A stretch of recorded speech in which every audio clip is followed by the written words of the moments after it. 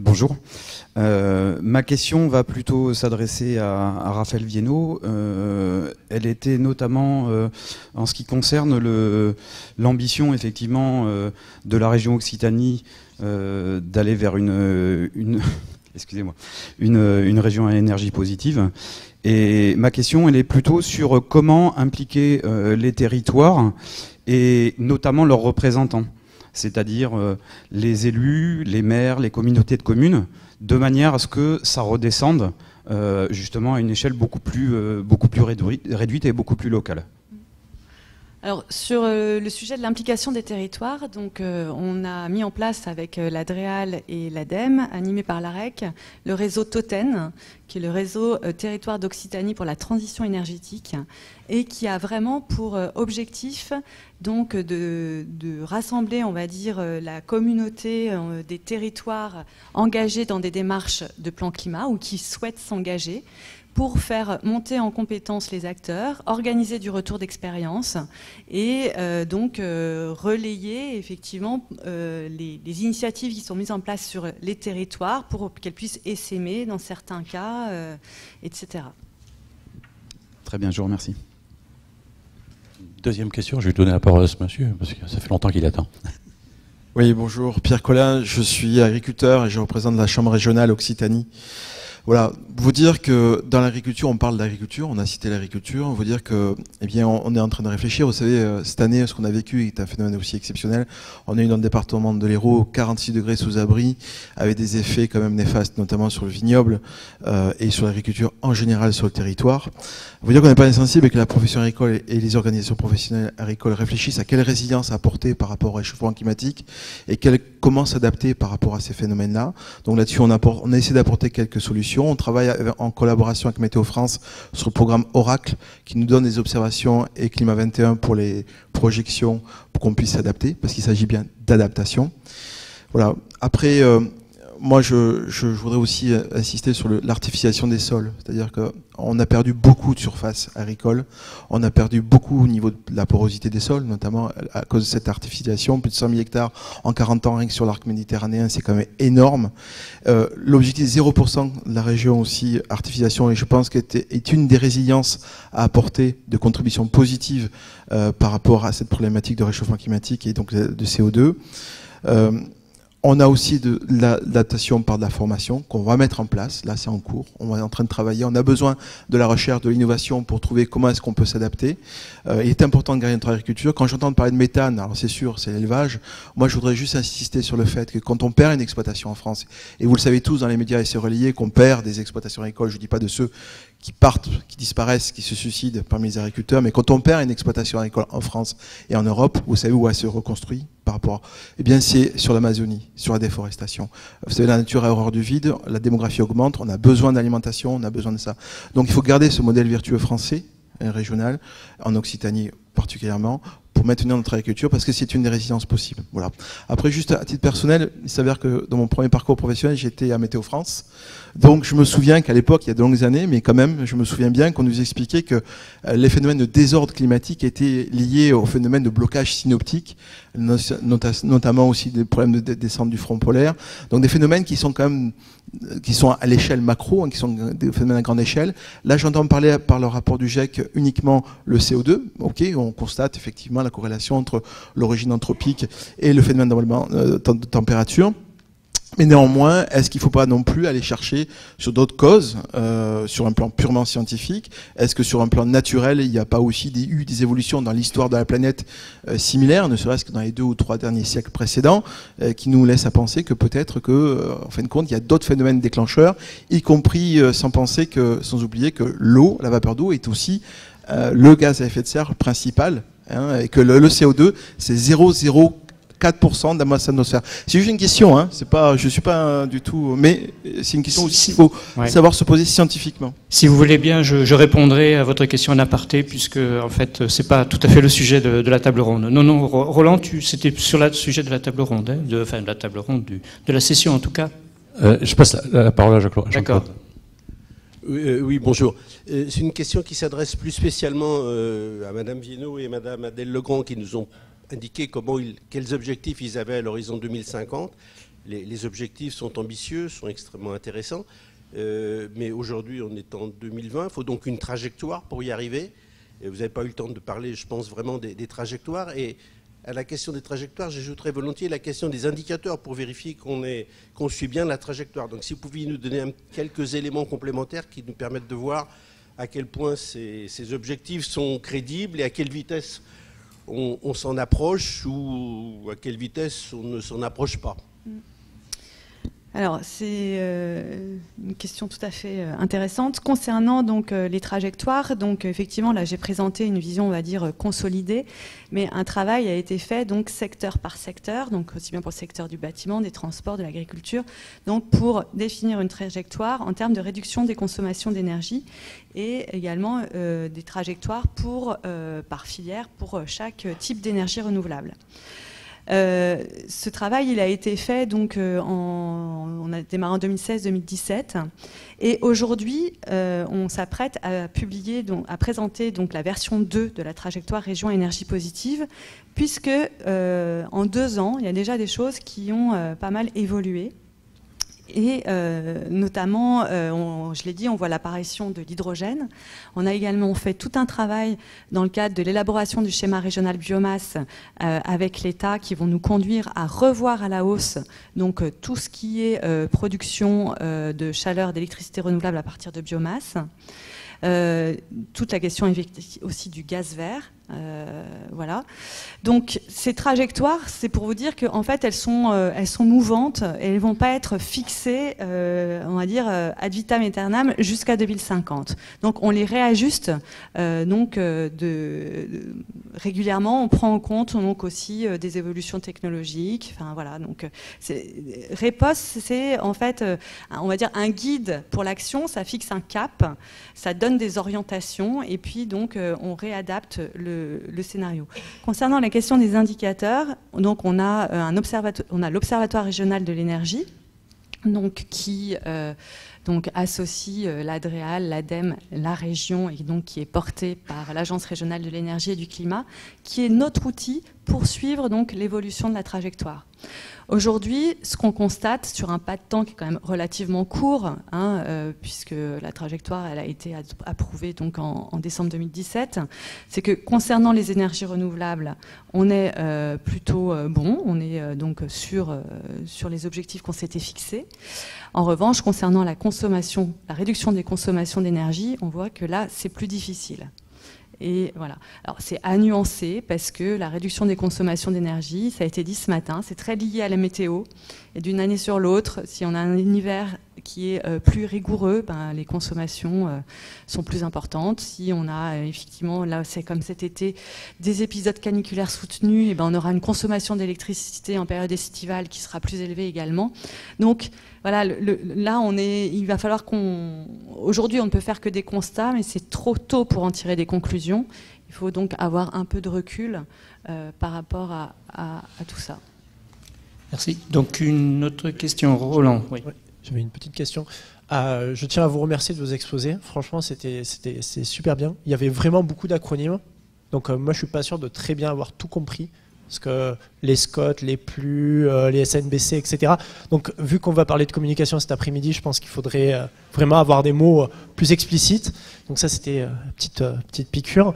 Non, la vraie question, c'est... au final, est-ce que l'information, puisqu'on est à Météo France, est-ce que l'information météo-climatique que nous, on produit en tant que climatologue, elle est réellement utilisée à bon escient lorsque vous mettez en place des plans d'adaptation? Et dans quelle mesure vous venez nous consulter pour mettre en place ces informations-là? Parce que, juste pour l'information, l'État a mis en place un accord sur les aires marines protégées en 2008. Et en fait, aucune information tirée de l'océanographie vient informer la mise en place des parcs, des aires marines protégées. Et ils se rendent compte aujourd'hui que, compte tenu des courants, il y a des problèmes. Voilà. Oui, Tiffany. Je voulais juste donner le regard du territoire. Nous, pour pouvoir travailler justement sur notre scénario d'adaptation au changement climatique à l'échelle locale et étayer notre diagnostic de vulnérabilité, on a travaillé spécifiquement avec Météo France pour pouvoir avoir un zoom sur le passé et le futur du climat du Narbonnais. Et ça a vraiment permis d'avoir de la donnée locale qui était plus facile en fait à partager dans les réunions de concertation ensuite. Après, je vous cache pas que j'ai passé quelques heures au téléphone avec mon interlocuteur de Météo France pour bien comprendre comment utiliser cette donnée, comment bien expliciter, la façon de la présenter. Et en même temps, je pense que c'est des éléments qui, à travers HD Climat ou Drias, les applications de Météo France, sont vraiment utiles au territoire. Voilà. Sur cette partie-là, en tout cas. Bon, n'oubliez pas les autres intervenants aussi, bien sûr. Encore une question. Bonjour. Oui. Oui, bonjour. Je suis là. Alors j'ai une question qui s'adresse plutôt à Andreas Rüdinger, mais qui concerne évidemment la déclinaison au niveau régional et territorial. En fait, le Haut Conseil pour le climat donc, a émis en juin dans son rapport des recommandations dans la 7e concernait donc, le renforcement du projet SNBC. Et en particulier, il recommandait de prendre en compte les importations, les émissions importées dans la consommation, sachant que dans l'empreinte nationale de chaque Français, environ 60% de l'empreinte correspond aux émissions importées et 40% pour les émissions sur le territoire national. Alors en fait, le SNBC ne prend pas en compte ces 60%. D'après ce que j'ai compris, donc qu'est-ce qu'on fait avec ça? Merci. Très bonne question.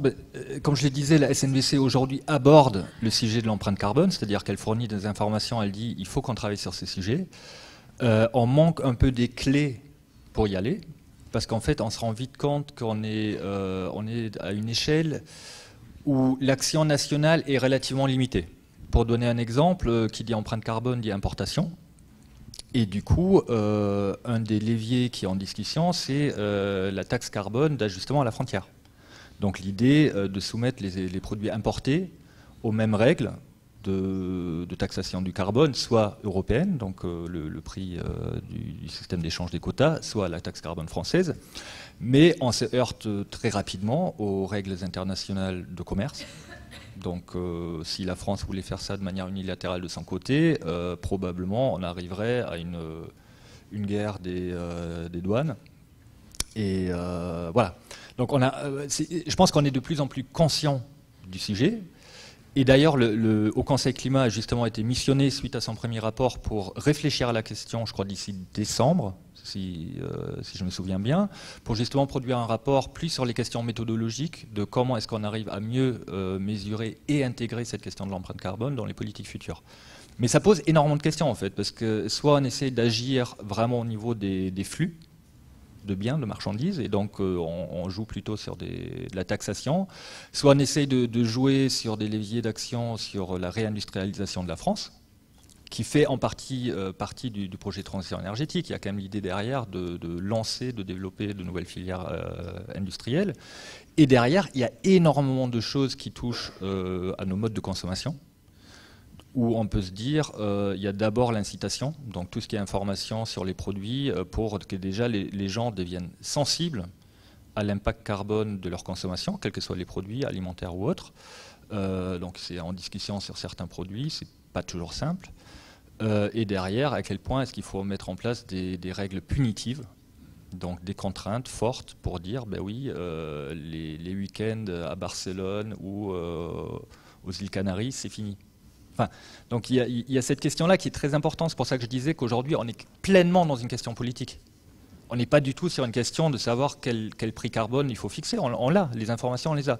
La question, c'est quels sont les outils qu'on met derrière qui peuvent être à la fois efficaces et quelque part acceptables pour tous. Et je disais, la Convention citoyenne, bon, chacun peut avoir des attentes différentes vis-à-vis de ça, mais l'objectif qui est derrière, c'est justement de rendre ça explicite. En fait, jusqu'où est-ce qu'on peut aller collectivement?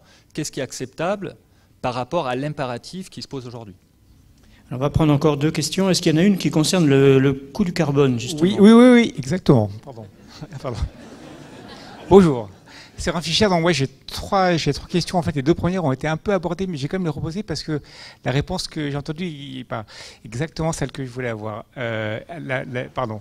La première s'adresse à Madame Viano. Donc vous avez clairement dit qu'effectivement que le coefficient Repos sur la première année de mesure n'était pas exactement dans les clous qu'on attendait, parce que notamment il y a eu un effet rebond sur la conso d'électricité. Est-ce que vous pouvez nous dire à combien quelle valeur il a eu en 2018, ce coefficient Repos, qui était à 19 en 2017 quand on a fait la mesure. Aujourd'hui, où est-ce qu'on en est? Est-ce que vous savez ça précisément ou pas? Alors, il a augmenté, je crois je me tourne vers 21, non 21. 22. 22. Ok, donc évidemment, on n'est pas dans la bonne trajectoire, mais d'accord. Merci beaucoup. Voilà.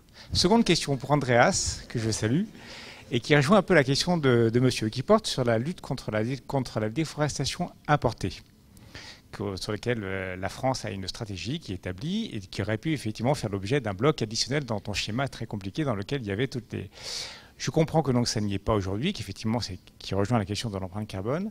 Est-ce que tu penses que demain, la SNBC pourrait intégrer cette stratégie de lutte contre la déforestation importée, puisqu'elle est quand même avec un début, une fin, avec une feuille de route?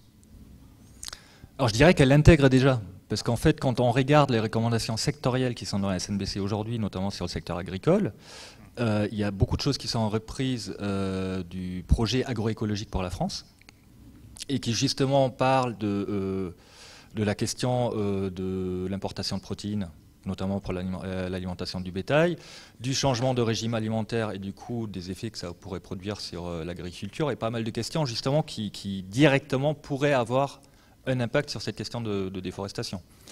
Le problème qu'on a, c'est pour ça que je parlais de niveau de contrainte, la SNBC aujourd'hui, l'exercice est un peu délicat, parce qu'on est sur un document fédérateur, donc qui essaie de fédérer l'ensemble des enjeux et des orientations sur différents secteurs, dont la plupart sont issus de plans, comme on l'a vu, sectoriels qui sont faits par ailleurs. Mais ces orientations n'ont aucun caractère contraignant. C'est-à-dire que l'application de ces mesures s'est faite ailleurs. Et du coup, c'est là où se pose la question. Et quand on parle de déforestation importée, la question directe derrière, c'est accords commerciaux. Jusqu'où est-ce qu'on va pour intégrer la donne climatique là-dedans? Et comment est-ce qu'on peut renforcer l'ambition du plan agroécologique pour la France. Donc pour moi, ce n'est pas dans la SNBC que ça se fait, même si évidemment elle en tient compte.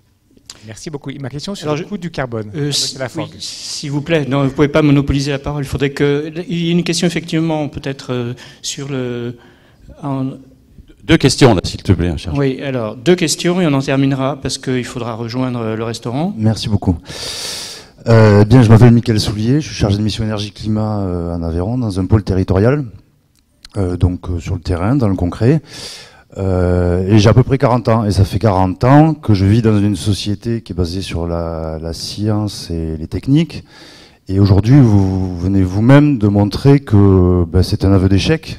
Il reste 10 ans pour changer éventuellement les choses, et on continue à se dire on va investir dans l'atténuation. Or, moi, les prochaines élections en mars, je ne suis pas au courant qu'il y aura un changement politique radical. J'aurai à peu près les mêmes élus. Et donc, dans 10 ans, on n'aura pas du tout atteint les objectifs d'atténuation. Et donc, il y aura un changement climatique qui va se produire, plus intense que... Enfin, voilà, les scénarios les plus négatifs.